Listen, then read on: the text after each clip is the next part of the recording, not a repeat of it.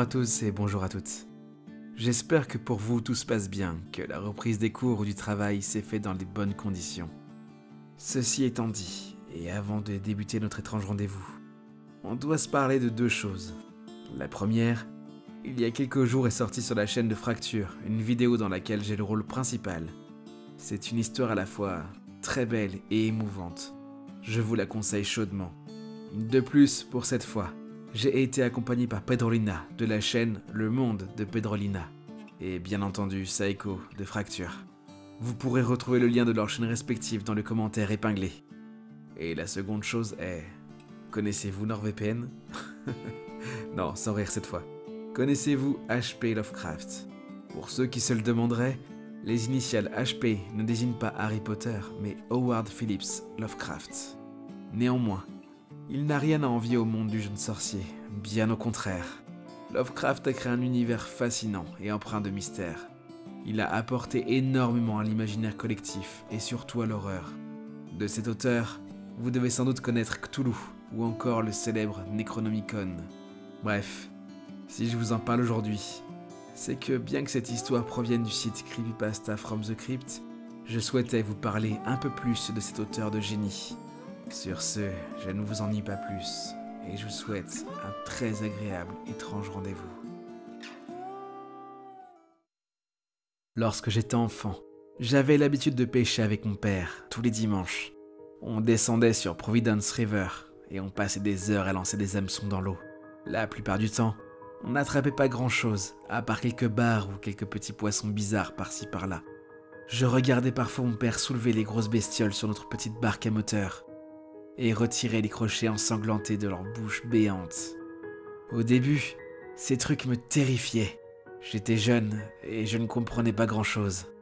Plus je grandissais, et moins mon père m'emmenait dehors. Il avait toujours une bonne excuse. Soit il était trop occupé, soit il ne se sentait pas très bien. À partir de là, je lui ai souvent reproché de ne pas vouloir passer de temps avec moi. Mais, après tout, je n'étais pas un enfant parfait non plus. Mon père était un homme de la nature, comme son père avant lui, et il passait tout son temps dehors, garantissant à ma mère et moi une existence saine, grâce à ses talents en termes de pêche et de chasse. Il vendait le fruit de son travail tous les lundis matins au marché local, lequel était essentiellement constitué de fourrure, de viande ou de poisson. Frais comme un gardon dès 6 heures du matin, il était toujours le genre à être suspicieusement en avance. Mais toutes les choses de la vie s'épuisent et meurent un jour. Et c'est ce qui a fini par arriver à ma mère.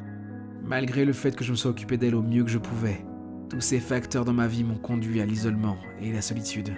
Je n'avais pas d'amis ou de petite amie, et je ne savais pas non plus comment m'en trouver. J'ai fini par quitter notre petite maison, et j'ai emménagé sur une péniche que je m'étais achetée. Il n'y avait pas meilleur moyen pour avoir du poisson frais à disposition. Vivre sur une rivière, aussi bizarre que cela puisse paraître, m'a rendu encore plus isolé que de vivre sur la terre ferme. Il n'y a vraiment personne à qui parler sur la rivière. J'ai fini par devenir un rat de bibliothèque, et de ce fait, par me plonger dans des histoires écrites par de grands auteurs. De temps en temps, je faisais le trajet de la rivière jusqu'au centre-ville pour faire des courses, et je m'arrêtais à la librairie. Lovecraft était un auteur dont je n'avais jamais entendu parler, mais dont le vendeur m'avait fortement recommandé les écrits. J'ai passé de nombreuses nuits à lire ces contes glaçants. C'était très anxiogène, mais je ne pouvais détacher mes yeux de ces pages maudites. Chaque jour, je me réveillais et je mettais en place mes lignes de pêche. J'avais développé un système qui me permettait d'en mettre plusieurs à l'eau en même temps. Un truc d'optimisation, quelque chose dans le genre. Mais au fil des années, les poissons commençaient à grandir, anormalement. J'ai d'abord cru que c'était juste le niveau de mercure dans l'eau qui augmentait, ce qui aurait pu provoquer des mutations sur la faune aquatique. Une évolution naturelle de la vie de cet espace. Du moins, j'ai gardé cette explication jusqu'à qu'ils se mettent à parler. En tout cas, c'est ce qu'ils avaient l'air d'essayer de faire.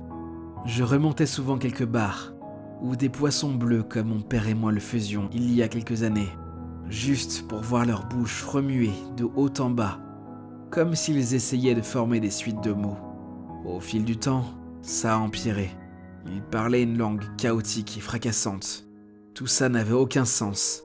Je ne peux rien faire d'autre que vous dire ce que j'ai entendu, et ce que maintenant je ne peux cesser d'entendre. comme des tambours battants à l'intérieur de ces créatures aquatiques, me parlant en rythme. Chaque fois que leur voix me parvenait, ça me mettait en transe, et il me fallait beaucoup de volonté pour m'en libérer. Quand les choses sont arrivées à leur paroxysme, chacun des chants de ces bestioles immondes me faisait penser que j'avais été amené dans les profondeurs. Je ne peux plus appeler ça des poissons, ils me fixent. Ils parlent, ils sont dans ma tête.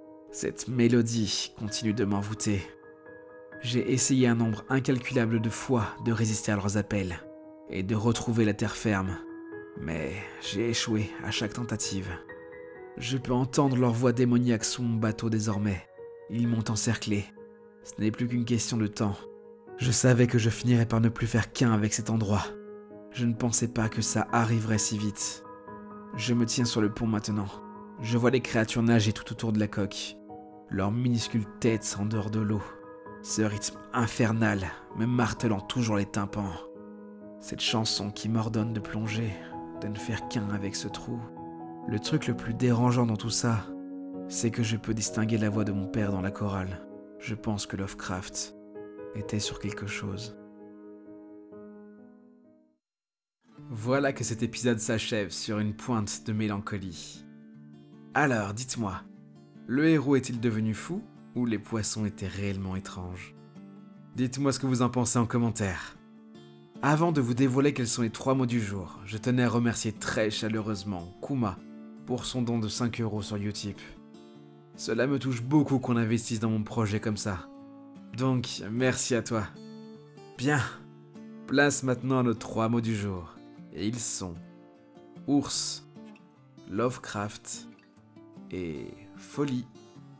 Voilà, amusez-vous bien. Quant à moi, je vous dis à très bientôt pour un autre étrange rendez-vous.